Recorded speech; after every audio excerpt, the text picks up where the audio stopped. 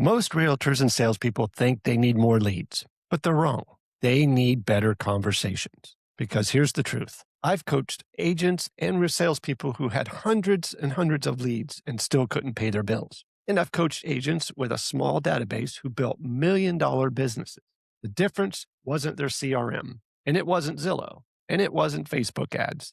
It definitely wasn't the market. It was the conversations that they had every single week. And today, I'm going to share the 5 conversations that separate the average agents from the agents who never seem to worry about where their next client is coming from. So stay with me because conversation number 5 is the one almost every salesperson ignores, and it would be the most valuable conversation you'll ever have. A big lie. Everyone tells you you need more leads. I disagree. I've handed you 1,000 brand new leads today. Would your conversation rate magically improve? Of course not. More leads don't solve poor conversations. They simply multiply conversations. The highest producing agents and salespeople I've ever met don't necessarily talk to more people. They simply know which conversations matter most. So let's talk about those 5 conversations. Conversation number 1, past clients. This isn't a follow-up call. This is a relationship call. Call someone you've already helped. Don't ask for business, and ask how they're doing. Ask about their family. Ask how the new home is working out.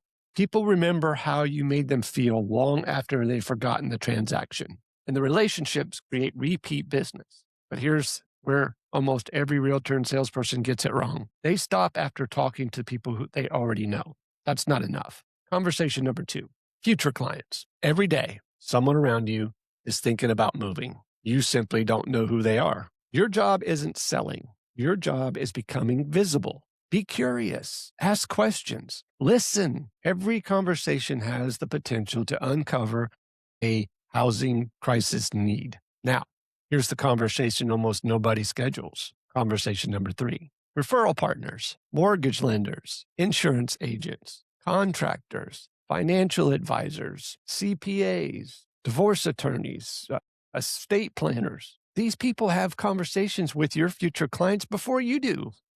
Become valuable to them, not because you need the referrals, because partnerships create opportunities. But here's the conversation that changed my career. Conversation with yourself. Every morning, you have a conversation with yourself. I'm behind. The market's slow. I'll start tomorrow. I'm broke. I'm building something. My systems are working. My job today is simply to have a meaningful conversation.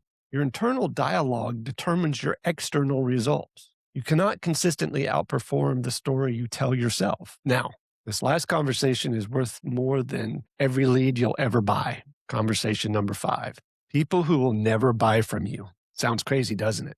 But hear me out. Some of the biggest opportunities in my career came from people who never became my clients. Business owners, community leaders, teachers, coaches, neighbors, volunteers. Serve them anyway. Help them anyway. Connect with them anyway. Because influence grows through generosity. And when you become known as someone who creates value with no expectations of return, people begin to introduce you into the conversation that you're not even a part of. That's when your business stops chasing opportunities and opportunities start finding you.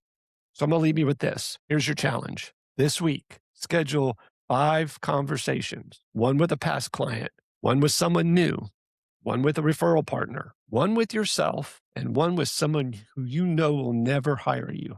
Because every transaction, every referral, every opportunity begins with one conversation. So remember, at Productive Not Busy, we don't build businesses by chasing leads. We build businesses by becoming the person people think of first. If this episode challenged you the way you think about prospecting, subscribe to Productive Not Busy and share it with another realtor or salesperson who's working hard but ready to start working smart.